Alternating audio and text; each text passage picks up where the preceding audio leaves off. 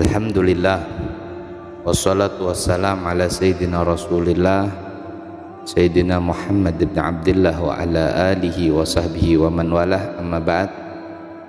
Ma'asyiral ikhwah rahimakumullah, sahabat sekalian yang dimuliakan oleh Allah.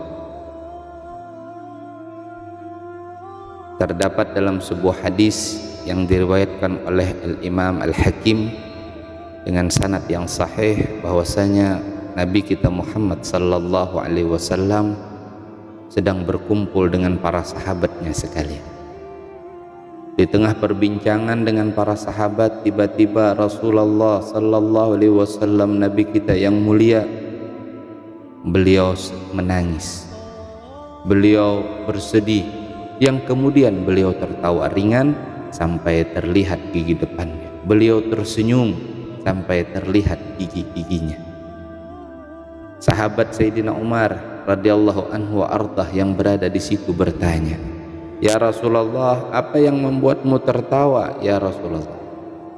Rasulullah sallallahu alaihi wasallam menjawab, "Aku diberitahu malaikat bahwa pada hari kiamat nanti ada dua orang yang duduk bersimpuh sambil menundukkan kepala di hadapan keagungan Allah Subhanahu wa taala. Salah seorang mengadu kepada Allah sambil berkata, 'Ya Rabb, ambilkan kebaikan dari orang ini untukku karena dulu ia pernah berbuat zalim kepada.'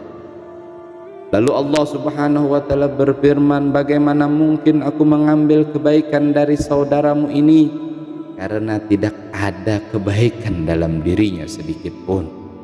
Kemudian orang itu berkata pula, 'Ya Rabb, kalau begitu biarlah dosa-dosaku, kesalahanku dipikul olehnya ya Allah.' Sampai di sini mata Rasulullah berkaca-kaca.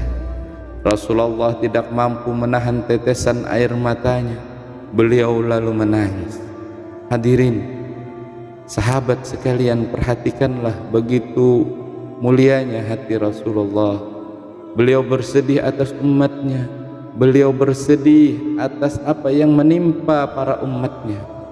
Demi Allah, Nabi kita Muhammad adalah kekasih Allah yang mana beliau tidak ridha, beliau tidak senang satu dari umatnya yang berada dalam lembah nerakanya Allah.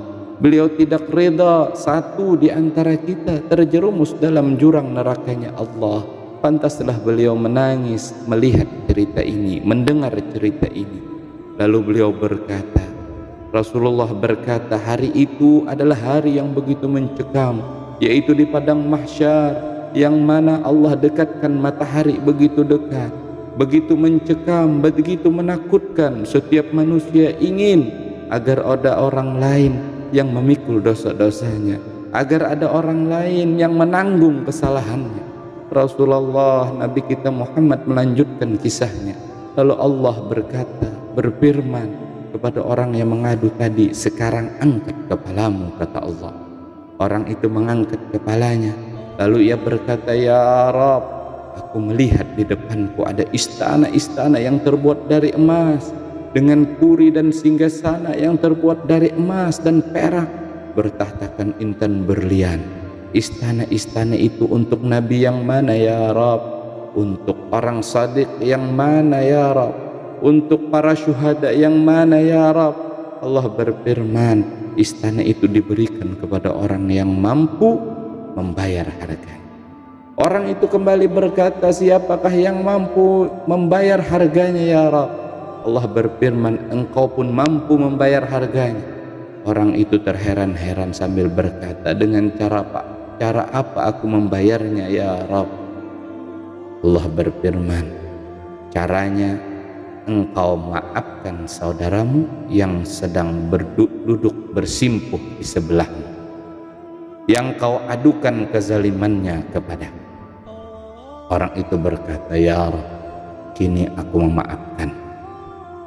Allah lalu berfirman, "Kalau begitu gandeng tangan saudaramu itu dan ajak ia masuk ke surga bersamamu."